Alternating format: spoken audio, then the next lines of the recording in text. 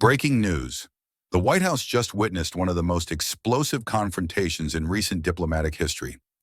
President Donald Trump and Ukrainian President Volodymyr Zelensky clashed in a heated meeting that has left U.S. Ukraine relations hanging by a thread. What began as a routine diplomatic discussion quickly turned into a full-blown shouting match. Tensions reached a boiling point as President Trump, visibly frustrated, accused Zelensky of gambling with World War III. But the drama didn't stop there.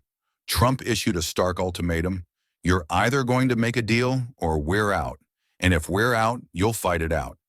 Vice President J.D. Vance escalated the tension, demanding to know if Zelensky had properly acknowledged U.S. support. But Zelensky stood his ground.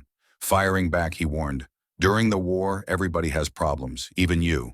But you have a nice ocean and don't feel it now. You will feel it in the future." Trump's response was immediate and cutting. "Don't tell us what we're going to feel. We're trying to solve a problem." The room was electric with tension, and the fallout was swift. The planned joint press conference canceled. Zelensky left the White House earlier than scheduled, leaving behind a cloud of uncertainty and strained relations. The question on everyone's mind: what happens next? Has Trump shifted his allegiance toward Russia? The question is on everyone's lips, and this explosive meeting has only fueled the speculation.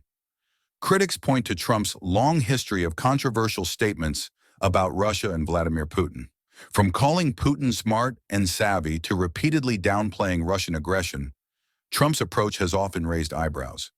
During the meeting, Trump's ultimatum to Zelensky, "You're either going to make a deal or we're out," has been interpreted by some as a sign that he's willing to abandon Ukraine, a key U.S. ally, in favor of appeasing Russia. This comes at a critical moment as Ukraine continues to fight for its sovereignty against Russian-backed forces.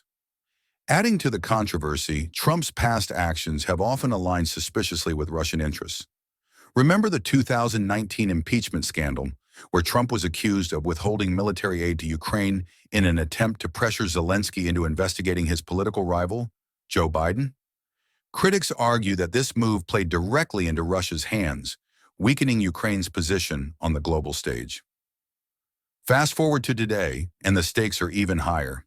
With Vice President J.D. Vance echoing Trump's hardline stance, some fear that the U.S. is inching closer to a pro-Russia position.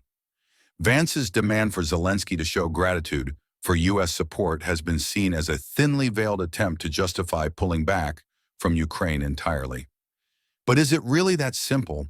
Supporters of Trump argue that his tough approach is about putting America first and avoiding endless foreign entanglements. They claim that his ultimatum to Zelensky is a negotiation tactic, not a sign of allegiance to Russia. After all, Trump has also approved significant military aid to Ukraine in the past, albeit with strings attached. Still, the timing of this confrontation couldn't be more suspicious. With Russia continuing to flex its muscles in Eastern Europe, any sign of wavering U.S. support for Ukraine could embolden Putin. Zelensky's warning, "You will feel it in the future," hints at the global consequences of abandoning Ukraine, including the potential for a wider conflict that could drag in NATO and the U.S. So, has Trump sided with Russia?